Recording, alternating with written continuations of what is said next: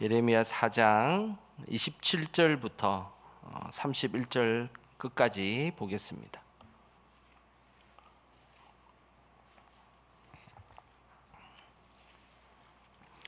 예레미야 4장 27절부터 31절까지 우리 한 목소리로 말씀 읽겠습니다.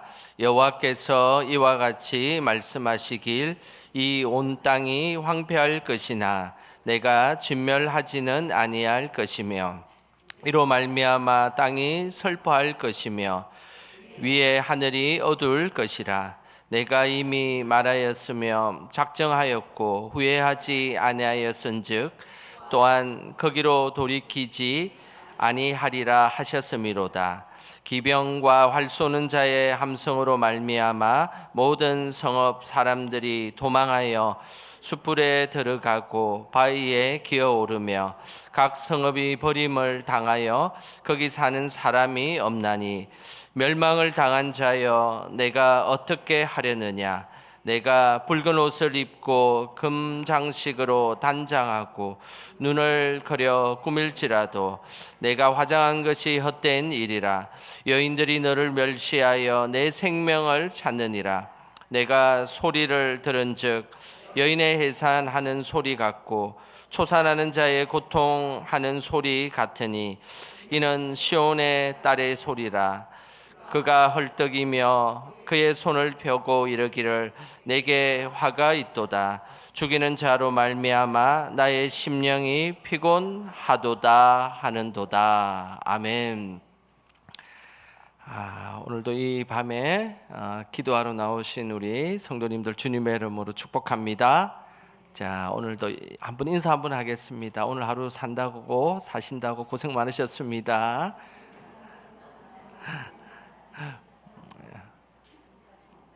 예.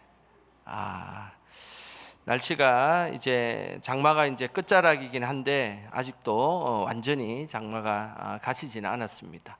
우리 성도님들의 삶의 자리에도 늘 하나님 주시는 은혜로 그렇게 살아가시기를 주님의 이름으로 축복합니다. 우리가 살아가면서 누군가에게 변함없는 사랑을 받을 때 사실은 우리는 많은 감동을 받게 되어 있습니다. 왜냐하면 사실은 우리는 우리의 그 사랑이라는 것은 시시때때로 잘 변하기 때문입니다. 그래서 이런 변하는 우리의 삶의 모습에 우리가 초월하여서 변하지 않는 사랑을 보여주면 이 땅에서 참 큰 감동을 받게 되어 있습니다. 세계 2차 대전에 있었던 일입니다. 독일의 나치가 이 바르샤바에 있었던 한 고아원을 이제 수용소로 이동하라라는 명령을 내렸습니다. 당시에 그 고아원에는 한 200여 명의 고아들이 있었습니다. 이 고아원에는 야누슈 고르착이라는 고아원 원장이 그 고아원을 운영하고 있었습니다. 이 고르착이라는 원장은 아이들을 이송하라라는 이 나치의 명령을 듣자마자 그는 직감했습니다. 그 아이들을 다 죽이려고 하는구나라는 것을 알게 되었던 것이죠.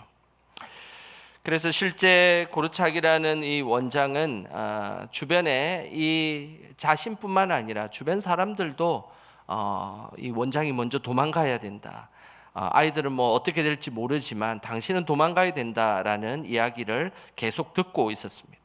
그리고 실제로 탈출할 수 있는 여러 번의 기회가 있었습니다. 하지만 그는 탈출하지 않았습니다. 그는 고아원 200명의 아이들과 함께 있기로 결심을 했던 것입니다. 아이들이 공포를 느끼지 않도록 소풍 가는 것이라고 이야기하며 그 아이들에게 좋은 옷을 입혔습니다. 자신도 담담하게 아이들과 함께 했습니다. 그때 그는 이런 이야기를 남겼습니다. 아픈 아이를 한밤중에 홀로 내버려 두지 않듯 이런 참혹한 순간에 아이들을 곁에 두고 떠날 수는 없습니다. 결국 그는 200명의 아이들과 함께 트레블랑카 수용소에 압송되었고 모두 안타깝게도 가스실에서 희생을 당하게 되었습니다. 그때의 그 한 생존자, 그 당시에 수용소의 한 생존자의 증언에 의하면 그는 아이들의 손을 잡고 맨 앞에 서서 가스실로 걸어갔다라고 정언하였습니다. 누군가를 위해서 끝까지 헌신하고 사랑한다는 것, 그것은 참으로 이 땅에서 참으로 귀한 일입니다. 창세 이후로 우리를 변함없이 그렇게 사랑하시는 분이 계십니다. 그분이 바로 우리의 하나님이십니다. 우리도 변함없이 그 하나님을 그렇게 사랑하시기를 주님의 이름으로 소망합니다. 하나님은 이스라엘 백성들이 잘못되었을 때 분명한 징계를 하셨지만 그러나 끝까지 그 사랑의 끈은 놓지 아니하셨습니다. 오늘 그 모습이 27절에 잘 나오는데요. 우리 27절 말씀 같이 함께 읽어보겠습니다. 여호와께서 이와 같이 말씀하시길 이 온 땅이 황폐할 것이나 내가 진멸하지는 아니할 것이며, 하나님은 분명히 말씀하셨습니다. 그들의 죄악으로 인하여서 이 땅은 분명히 황폐해질 것이다. 죄악의 대가는 분명히 받을 것이다 라고 이야기를 했지만 그러나 오늘 하나님께서는 내가 진멸하지는 아니할 것이다 라고 말씀하셨습니다. 다시 말해 하나님은 이스라엘 백성들이 잘못했기 때문에 바벨론을 통한 심판은 분명히 받겠지만 그래도 하나님의 백성을 완전히 진멸하지는 않을 것이다 라는 말씀을 하셨던 것입니다. 실제로 이스라엘 백성들은 바벨론에 의해서 AD 586년에 멸망을 당합니다. 그러나 그 멸망은 완전한 멸망은 아니었습니다. 일부는 바벨론에 의해 잡혀가기도 하고 그리고 또 일부는 그 이스라엘 땅에 남아서 남은 자로 살아가게 되었던 것입니다. 그리고 나서 70년의 세월이 끝난 후에 이스라엘은 다시 회복되게 되었던 것입니다. 하나님께서는 이스라엘 백성들이 하나님을 온전히 섬기지 않고 바알과 아세라를 섬겼던 그 우상 숭배의 그 안타까운 죄악을 하나님은 알고 계셨습니다. 그리고 하나님을 의지하지 않고 이 바벨론이 쳐들어오자 주변에 옆에 있었던 강대국이었던 아수르, 애굽과 같은 강대국을 의지하며 하나님을 의지하지 않았다는 사실도 하나님은 너무나 잘 알고 계셨습니다. 아마 인간적인 생각 같아서는 아마 바벨론에서 완전히 진멸할 수 있었을 것입니다. 그러나 바벨론에 의해서 그들을 완전히 멸하지는 않으셨습니다. 왜냐하면 이스라엘 백성들을 향해서 내가 끝까지 사랑하겠노라라고 하나님은 약속하셨기 때문입니다. 우리는 시간이 지나면 사랑이 식기도 하고 변하기도 합니다. 또 어떨 때는 환경이 바뀌고 상황이 달라지면 사랑이 변할 수도 있습니다. 하지만은 하나님의 사랑은 영원히 변하지 않습니다. 그것이 바로 하나님이 우리를 향한 사랑임을 늘 기억하시길 바랍니다. 하나님이 우리를 사랑하시되 끝까지 사랑하셨던 그 모습은 예수님의 모습을 보면 정말로 하나님이 우리를 끝까지 사랑하셨구나라는 것을 알 수 있습니다. 요한복음 13장에 보면 예수님께서는 십자가에 못 박혀 돌아가시기 전날에 제자들을 끝까지 사랑하신 모습이 나옵니다. 오늘 그 장면 한번 보겠습니다. 요한복음 13장 1절 말씀입니다. 같이 읽어보겠습니다. 유월절 전에 예수께서 자기가 세상을 떠나 하나님께로 돌아가실 때가 이른 줄 아시고 세상에 있는 자기 사람들을 사랑하시되 끝까지 사랑하시니라. 예수님은 십자가에 못 박혀 돌아가시기 바로 전날이었습니다. 오늘 이 요한복음 13장은 바로 전날입니다. 제자들과 함께 유월절에 식사를 하신 후에 갑자기 제자들의 발을 씻겨 주셨습니다. 사도 요한은 예수님께서 그 제자들의 발을 씻겨주는 모습을 옆에서 보고 있었던 겁니다. 그러면서 사도 요한은 그 예수님께서 십자가에 못 박혀 돌아가신 전날 밤 그날에 제자들의 발을 씻겨주는 그 모습을 보면서 성경에 이렇게 기록을 한 겁니다. 세상에 있는 자기 사람들을 사랑하시되 끝까지 사랑하시니라 라고 기록했다는 것입니다. 이 장면 참으로 너무나 감동적이지 않습니까? 자신의 죽음 직전에 제자들을 한 명 한 명 불러서 발을 씻겨주셨던 예수님, 죽기 직전까지 끝까지 사랑하셨던 모습입니다. 이 끝까지라는 이 헬라어는 텔로스라는 단어를 쓰는데 이 텔로스는 다 남김없이 완벽하게라는 그런 뜻입니다. 예수님은 제자들을 향해서 완벽하게 남김없이 그의 사랑을 쏟아부어 주셨습니다. 그리고 제자들의 발을 씻겨 주실 때도 그 사랑을 쏟아부어 주셨고, 그리고 마지막에 십자가에서 피를 흘리는 그 순간까지 사랑을 쏟아부어 주셨던 것입니다. 이것이 예수님을 통해서 우리에게 보여주셨던, 끝까지 사랑하셨던 모습입니다. 이 텔로스라는 이 사랑은 예수님께서 십자가에 못 박혀 돌아가실 때도 다 이루었다라는 말과 같은 의미입니다. 그래서 결국 끝까지 사랑한다는 것은 이 땅의 삶에 예수님께서 사역을 끝까지 완수하시고 다 이루셨다라는 것과 동일한 의미가 있는 것입니다. 우리도 예수님처럼 끝까지 남김없이 예수님을 사랑하고 변함없이 우리도 서로 사랑하기를 주님의 이름으로 축복합니다.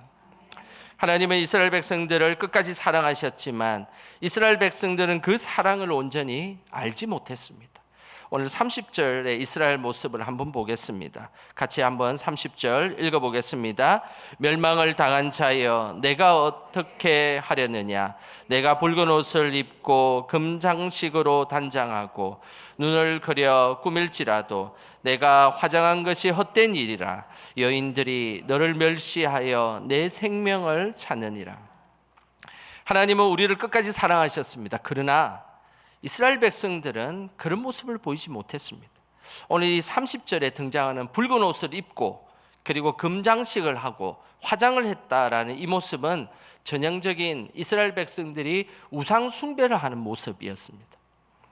이들은 바벨론이라는 하나님의 심판의 도구 앞에서 애굽과 아수르가 섬기고 있는 우상을 숭배하며 애굽과 아수르를 의지하였습니다.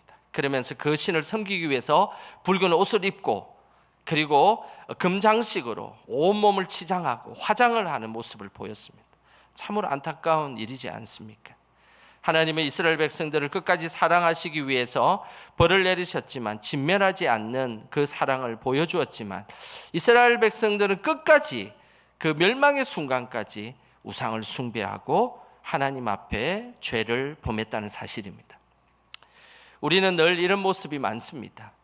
하나님의 사랑 앞에서는 늘 우리는 불안정한 죄된 인간임을 우리는 늘 인정해야 합니다.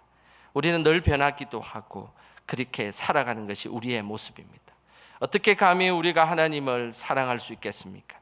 하나님께서 우리를 먼저 이렇게 사랑해 주셨기에 우리가 그래도 조금 하나님 앞에 사랑의 발자국으로 한 발자국 한 발자국 다가가는 것입니다. 사도 요한은 예수님께서 끝까지 사랑한 우리의 이 놀라운 하나님이 우리를 사랑하시는 모습을 보면서 그는 이것을 깨달았습니다. 요한복음 4장 10절입니다. 요한 1서 4장 10절입니다. 우리 같이 읽어보겠습니다. 사랑은 여기 있으니 우리가 하나님을 사랑한 것이 아니요 하나님이 우리를 사랑하사 우리 죄를 속하기 위하여 화목 제물로 그 아들을 보내셨습니다.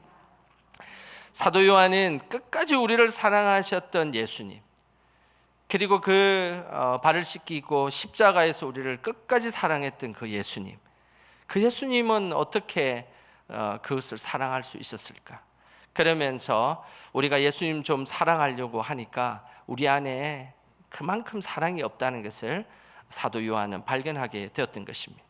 그러면서 사도 요한은 고백하기를 사랑은 여기 있으니 우리가 예수님을 사랑한 것이 아니고 예수님이 우리를 먼저 사랑하셨다라고 고백하고 있는 것입니다. 먼저 우리를 사랑해 주신 그 하나님의 사랑을 늘 잊지 않기를 주님의 이름으로 축복합니다. 하나님은 우리의 죄에 대해서 심판하셨지만 끝까지 그 사랑의 끈을 놓지 않으셨습니다.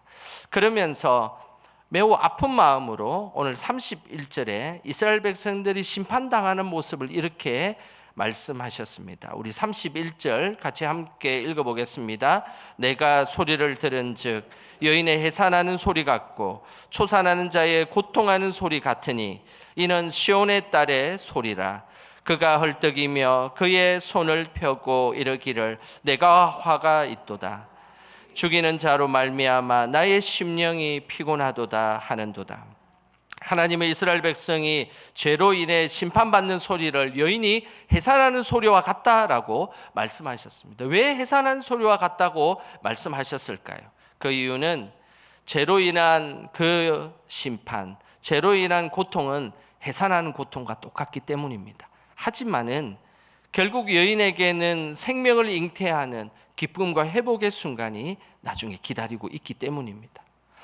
사랑하는 이스라엘 백성들을 향해 바벨론을 통해서 징계할 때 그 징계의 순간은 여인이 해산하는 고통의 순간이었습니다. 그러면서 소리를 지르는 순간이었습니다. 그러나 나중에 그 여인이 그 고통이 있었지만 생명을 잉태함을 통하여서 다시 회복되고 거룩한 하나님의 자녀로 살아갈 수 있게 만드신 하나님, 그 하나님이 있기에 오늘 하나님은 이 이스라엘의 이 안타까운 소리를 여인이 해산하는 소리와 같고 처음 아이를 낳는 고통의 소리와 같다라고 말씀하셨던 것입니다. 우리는 비록 이 땅에서 널 끝까지 사랑하지 못하고 죄 많은 존재로 살아가고 있지만 그러나 끝까지 우리를 사랑하시는 그 하나님을 잊지 않으시길 바랍니다. 그리고 그 사랑이 있기에 우리가 다시 죄를 돌이키고 또다시 하나님께로 나아가게 되는 것입니다.